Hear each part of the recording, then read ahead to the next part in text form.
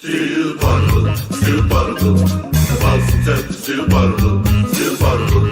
Oh yeah! Steel bottle, steel bottle. Boston Celtics, steel bottle, steel bottle. Banner 19. Beat Rob, Jim, Becca, J. King. Steel bottle, steel bottle. The Caesar on the court to get another ring. Steel bottle, steel bottle. Everybody in the chat now sing. Steel bottle, steel bottle. Steel bottle, steel bottle. Boston Celtics, steel bottle, steel bottle. Oh yeah! Shut your ass up, Your daddy's always halfway there.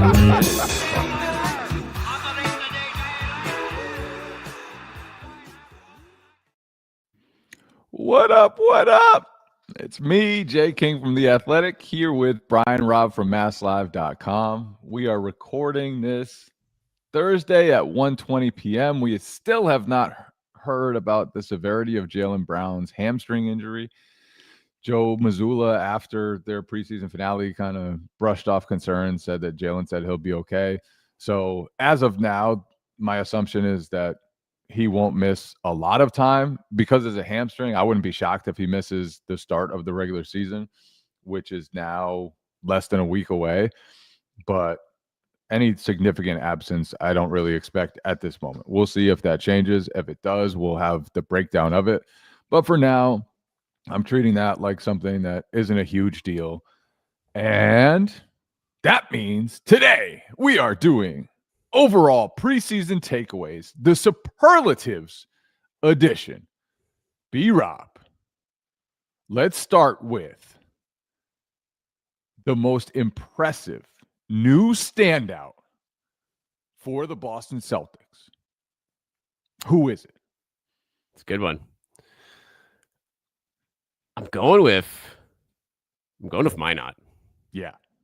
I think that's the guy. That's the guy where expectations were relatively low in terms of just him being a known untapped, but someone who, whether it's in a major role, minor role, Jason Tatum is back role, long-term, short-term, that's a guy who looks like he's just going to help because he brings things to the table that these guys need from a defensive standpoint, from an athleticism standpoint, from cutting, crashing hard. Just having a guy that does that to this level, I feel like, forget the defense, just offensively there. Like that's, as Jaylen Brown said to us earlier this week, that's just something they haven't had and just feels like it makes a world of difference already.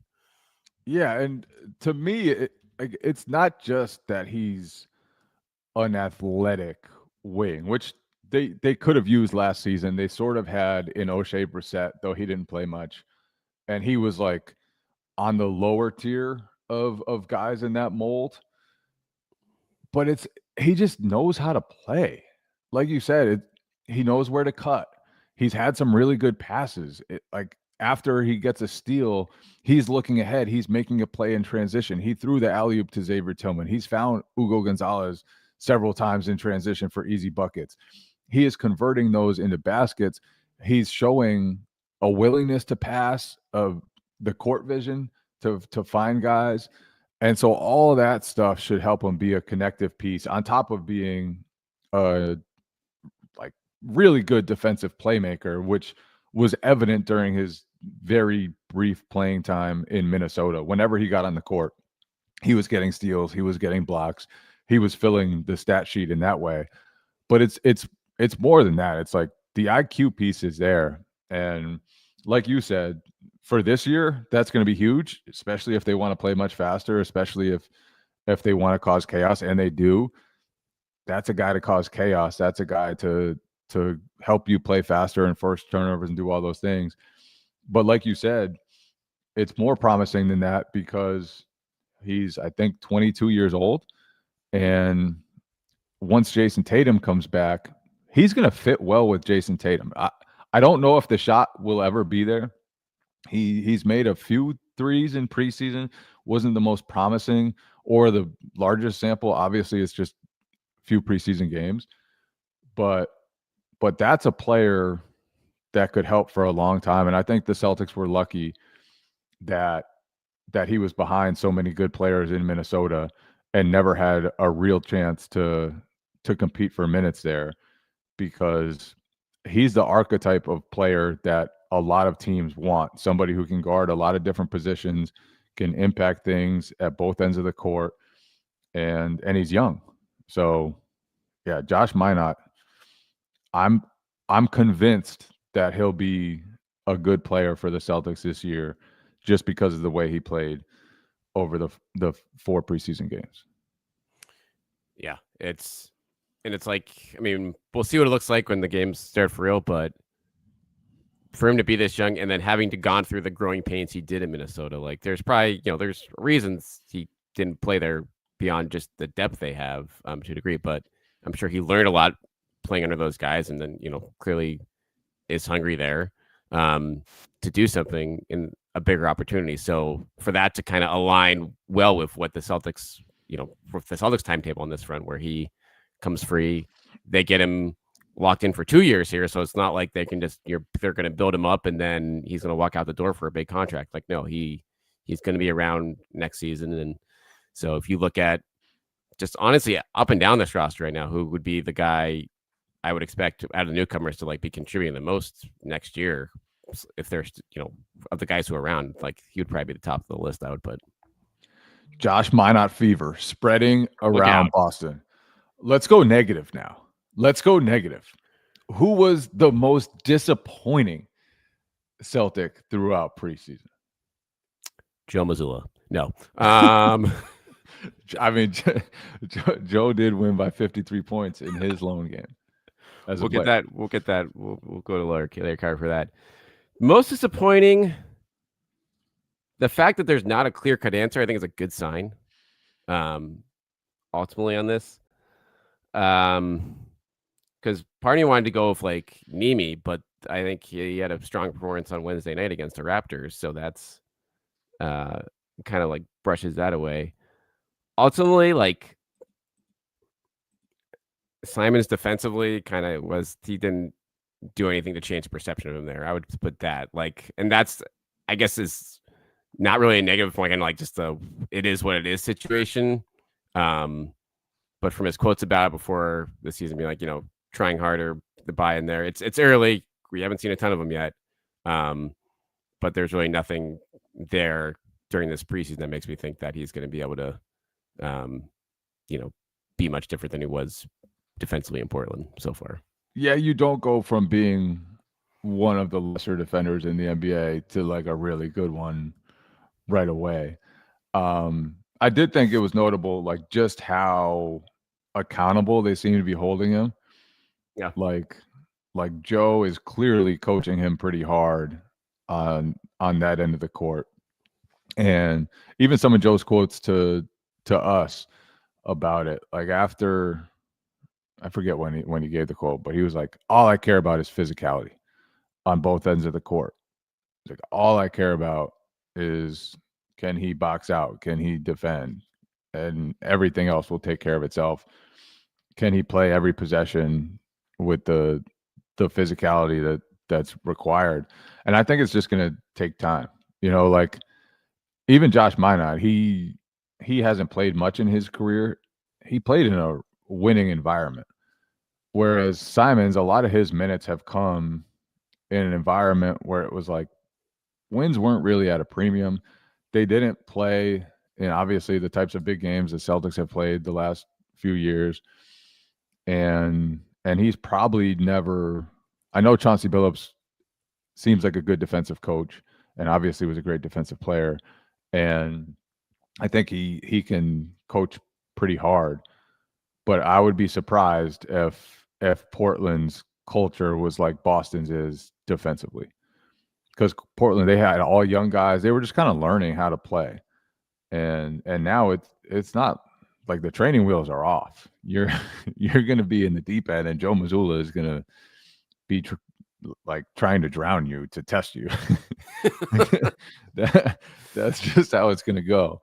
And I think it'll be good for him. But you're right. The early returns on defense were not great. But at the same time, he had a tough shooting night against Toronto and had some turnovers, especially late, that were really? Yeah. But but the 2 games before that, he had 39 points in about as many minutes. He hit six of 9 threes in his second preseason game. He's clearly going to be a help to the offense, and so the fit there defensively could be tough at times, but I do believe that him on offense, especially when he's next to Derek White and Peyton Pritchard, and they're there to help set him up, Jaylen Brown, obviously, then they're going to make the game easier for him than it's ever been, probably, since he was playing with behind Dame and CJ McCollum early in his Portland tenure. So, yeah, jury's out on Simons. My pick for most disappointing probably would have been Baylor Shireman. And like you said, like, it's hard to pick one because for the most part, everybody has had moments, and I would put Shireman on that list too. I think, especially from a defensive standpoint, like, he's been pretty disruptive. He's gotten after it, but the shooting, just after a really bad summer league shooting, he shot 20% from the field, 21.1% from threes. And I mean, some of the threes is like pull up threes in transition from like 30 feet, like heat checks. It's like, Baylor, you're not that guy. You're not that guy. And if you prove you're that guy, cool. Play with the green light.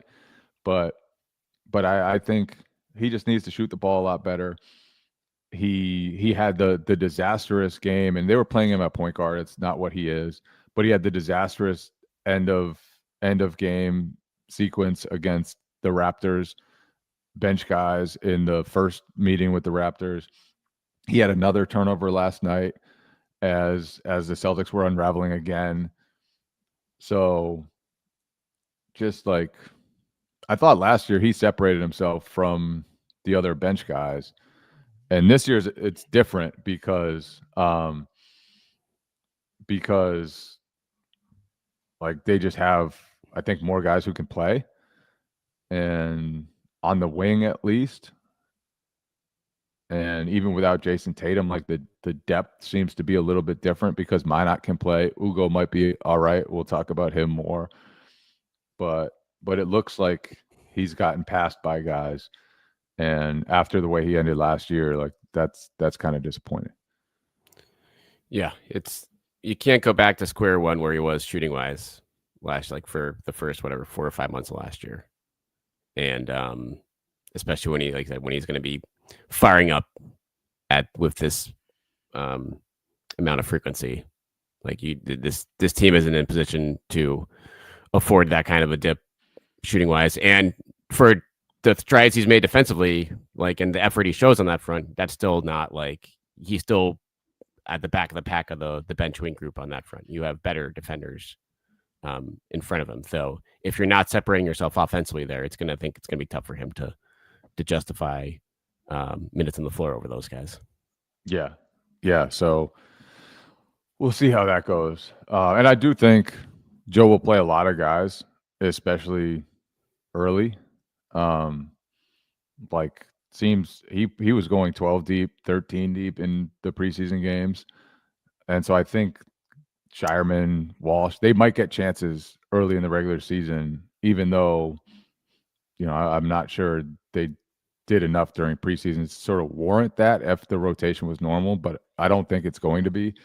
And they might have some more leash here to give it a shot. And even if they are not in the opening night rotation, like, I think Joe's going to give guys a shot. And whenever you see some slippage, whenever you see somebody out, like, it's missing a rebound. Yeah. And might not take long. Guys will be in there. All right.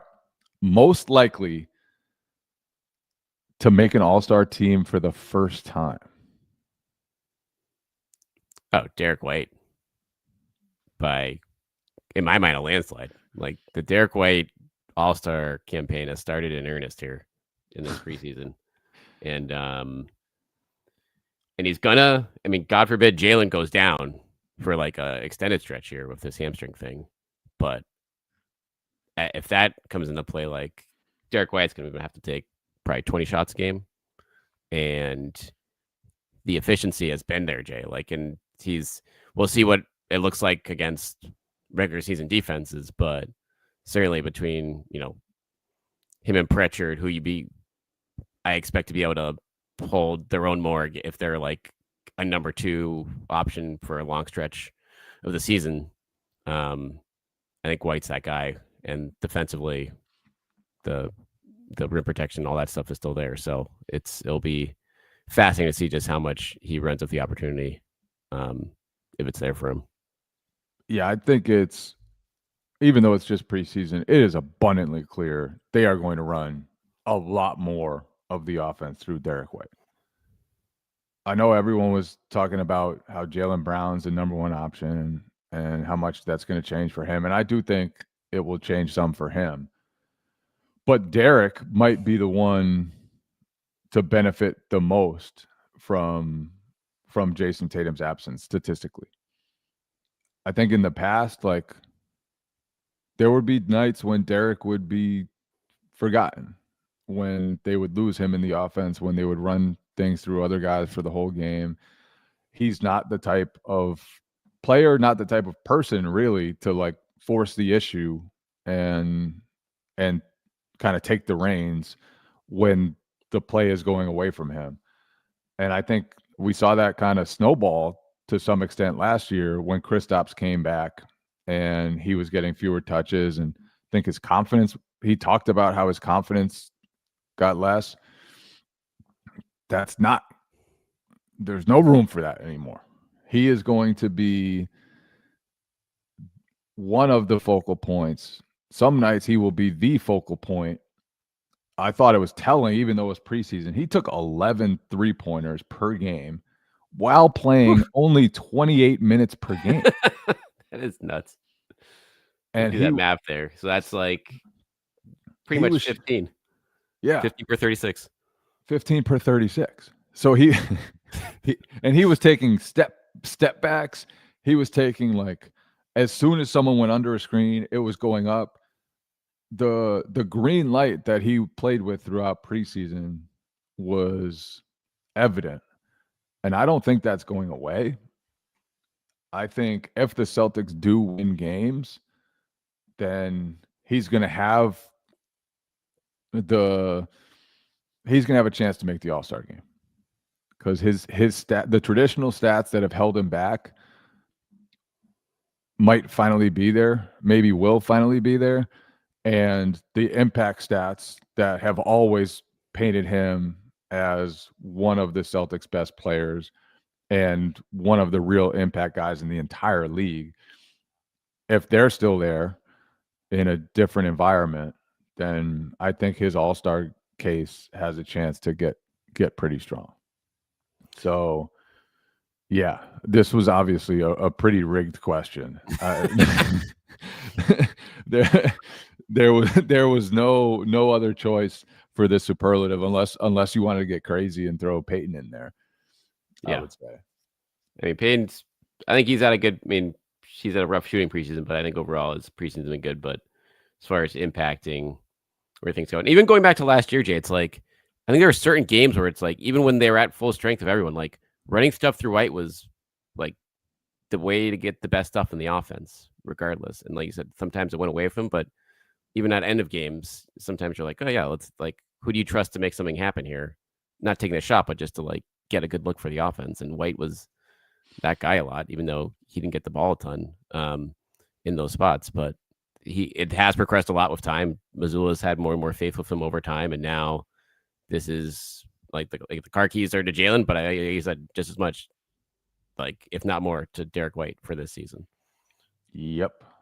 He averaged 22 points, 7 assists, and 6 rebounds per game, and 3 blocks in the preseason. And obviously, the Celtics played almost nobody. The Raptors actually played their starters last night in the Celtics preseason finale. But other than that, guys were just sitting. Everybody it wasn't the competition, obviously, that he'll be playing in the regular season. I understand all that, but the style that they are playing and the responsibilities that went to him, that's not going away. All right. Most likely to start the most games at center for the Boston Celtics this season. Go. Nimi. Yeah. It was got a little shaky there for a couple games. Just playing the second quarter against the Cavs. That was a weird one. That was a weird one. But again, this is Joe Mazzulla. Like he was mixing and matching throughout the preseason. Kind of, I think, got to look at all the different lineups, variations he wanted to, while mixing in some rest along the way. But ultimately, when you look at just straight up rebounding, Jay, it's like you're going to need him on the floor for that, and to just match up against legit centers, which there are size-wise all over the place across the Eastern Conference. So Tillman played well. Garza had his moments. Boucher is going to be a factor. But against real lineups, like from a strength and a rim protection standpoint, I think Nimi is the guy consistently that they're going to be turning to most in that spot. And whether it goes to like, what is that game number? I don't know, like, is it 50 games, 60 games? Like, it'll be fascinating to see just how much of a turnstile that, that spot is, and based on the results. Yeah. I think the job is his as long as he keeps it, would be my guess. And I think it's possible that he starts making too many mistakes and Joe gets frustrated and goes with somebody else. Maybe Tillman, who has come back in much better shape and is obviously a great defensive option and seems like he's going to be a real part of the Celtics plans this season. But I just feel like Nimi, if he plays well, I think he'll keep that job and could end up being a rotation piece for a while. Like, you need to develop him, right? Like, for the future, this is a big. Yeah. You got to figure out what he can do in this spot. Super important to figure out what makes sense at center, not just for this season, but after Tatum gets back, and you're trying to load up again for the next window of contention. That's one of the most important things for them to find this year, is because you lost Kristaps, you lost Al Horford, you lost Luke Kornet, you lost your three best centers. And they were three really good ones.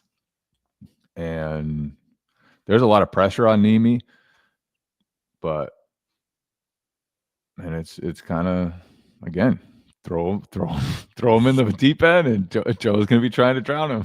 Joe's going to be trying to drown him just to test him. What's your minutes distribution at center on a random regular season night at this point? Obviously, matchups is going to dictate a good amount of it, but is everyone expecting to play like 10 plus minutes every night here? I think they'll play all those guys. Yeah. I really do. I think because they all bring different stuff, and like none of them have ever played a ton of minutes before.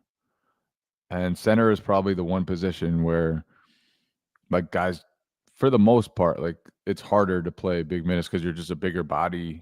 You're probably not as fast or as durable as the little guards. And if they're going to be playing so fast, there's going to be a lot on those guys when they're out there to set screens all the time, to get up and down in transition, to protect the rim when they're playing small lineups, to defensive rebound, which is going to be a major issue.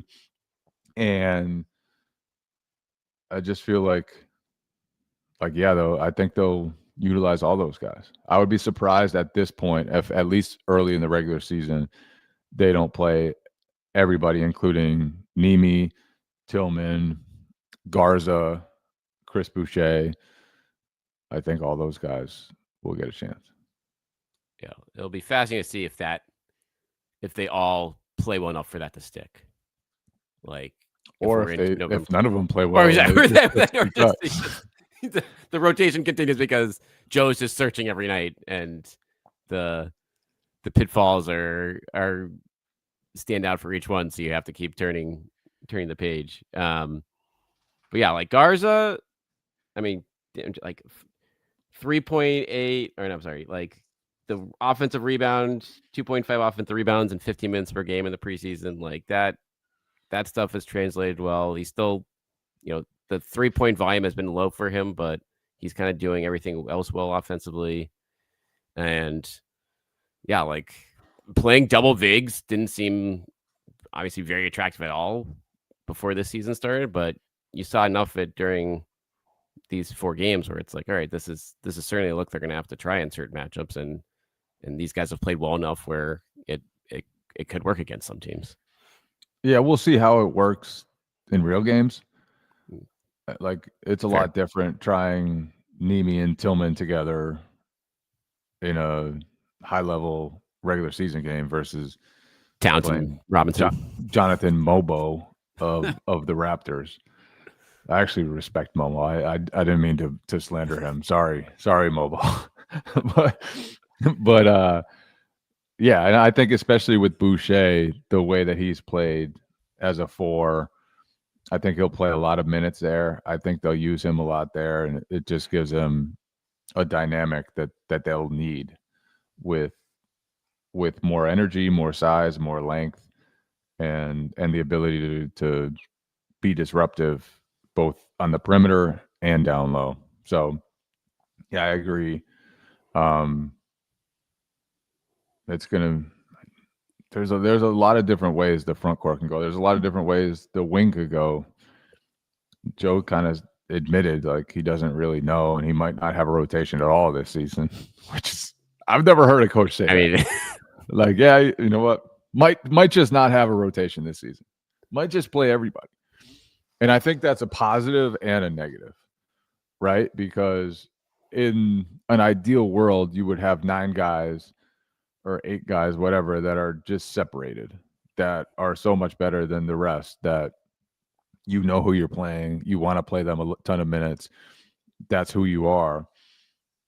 Celtics don't have that separation, and they do have 12 or 13 guys who legitimately look like they could play NBA minutes and be okay. And that leads us to our next superlative, which is another rigged one. Who is the best teenager on the Boston, the most promising teenager on the Boston Celtics? Ugo. I mean, pretty, not the perfect preseason, but offense, like a nice step up from Summer League on the Huge offensive step up end. from Summer League. 3-point shooting was in rhythm most of the time. Big plus. The spin move last night on the drive. Oh yeah, was he put Mamu in the spin cycle. Yes, like that was like, whoa, all right, 19-year-old, like that, you already got that in your bag, like that's a very promising sign, because that combined with his size and like his like built, like those are just like type moves, whether it's Shireman or Walsh, like in traffic, it's like, I don't know if those guys, I mean, Shireman's crafty, but he's obviously struggled to finish a ton in the NBA for most of his career, and Jordan Walsh is just, that's part of a game he's still trying to develop. So if that's there, along with the shot blocking we've seen throughout this, like that type of promise is very alluring right now. Yeah. I don't think it's out of the question for Ugo to play actual minutes for the Celtics this season. Why not? He's like his level of he can already impact the game with physicality at 19 years old, which is very rare, because not many guys have that type of those type of physical gifts. But he's 6'7", he's wiry, strong, and he's just tough. And he's had great timing on blocks. Like, the most impressive thing to me, he's been pretty impressive defensively, but the most impressive thing to me is how he's been able to hold his ground when guys are driving against him and and have resistance and still alter or block the shot. Like that's something not a lot of young guys can do, because you're normally getting bumped off the line. You are fouling, you are out of position. He's been chest to chest with guys, standing them up and then going up and block. A lot of his blocks aren't like weak side blocks. It's his man is trying to go at him and he's just rejecting the guy. I've been really impressed by his defensive, and then he has a nose for steals. He's just pretty tireless out there. Shot the ball pretty well throughout preseason. We probably shouldn't have read too much into his summer league performance, just because he was coming off a whirlwind where his Spanish team had just won the league title. He flew from Spain to Boston, had training camp, flew to Las Vegas, was in a new country. Must be insane to come to a new country as a teenager and then go straight to Las Vegas and be like, what the hell am I getting into in America? And so I think, not that the summer league was fake or anything like that, but there was a lot going against him and a lot of reasons why he wasn't at his best in summer league. In quick stints, I think his energy can be impactful. He seems to be in the right place a lot. He knows what he's doing. He's confident out there. He doesn't shy away from stuff. Ugo has a chance to be a player. He's got a chance to be a player. That there's a lot there to like. And obviously he's just very much in the beginning stages. His offensive game needs to develop a lot, but he has the look of somebody who's going to impact the Celtics at some point, and it might be sooner rather than later. Yeah, and then going back to Summer League too, like Summer League is never offensively is a tough spot for a lot of guys. Like that, just with the spacing defenses, and then them asking him to play point guard in those spots too was a big ask, but something that you try to get him out of his comfort zone. But regardless, now Jay, it's like you look at from his development standpoint, if he certainly looks like the guy who has the most long-term upside out of your bench wing, quartet, trio, whatever you want to like, Wall, Shireman, etc. So in a season like this, like those are important developmental reps. And I think you're like, that's where like screw Maine, like give him those reps here now when he can give you something while he's, going through these growing pains. And who knows, there might be fewer growing pains than we all expected. If preseason is any indication, like playing him 15 minutes a night could be a net positive for this team sooner rather than later. Like it's that he's been that solid defensively, where that's not a huge, gap. Like especially when you consider like what Walsh and Shireman can give you, like you could easily see Ugo outplaying those guys in the same minute load. Yeah, and if Jalen does miss time, then Ugo could be one of the guys who get minutes from that. He could be one of the first guys to get minutes from that, because Minott's going to be in the rotation regardless. Hauser's might be a starter regardless. And Ugo might be up next. He might have vaulted Shireman and Walsh this preseason. He's been that good, and he's been consistent. Like every game, it's like Ugo's energy stands out. He doesn't really make mistakes. He had those 2 Euro steps directly into a defender. Stopped trying to do that, which is good move. Way to learn quickly, Rook. And other than that, like he really hasn't screwed up much, which is rare from a 19-year-old, and kind of a testament to the coaching and environment he was in Real Madrid. So shout out to Ugo. We probably didn't discuss Peyton Pritchard enough. We probably didn't discuss Jaylen Brown enough.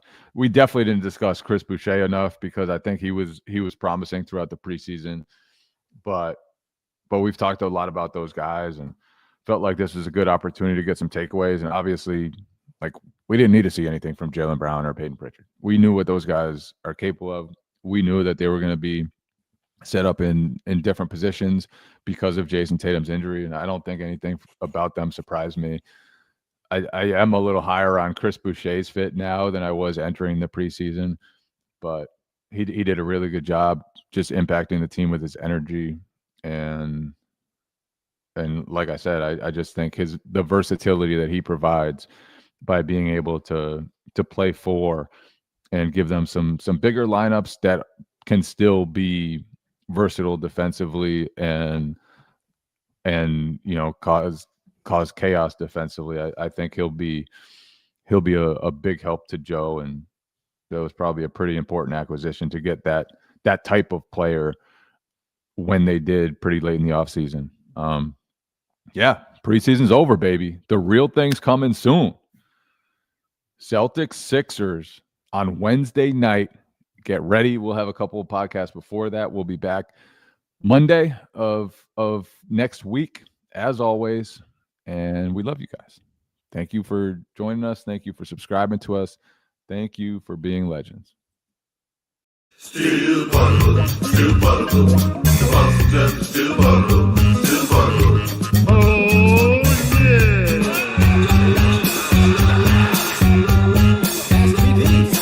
Slow down from eating and drinking and all that wild stuff.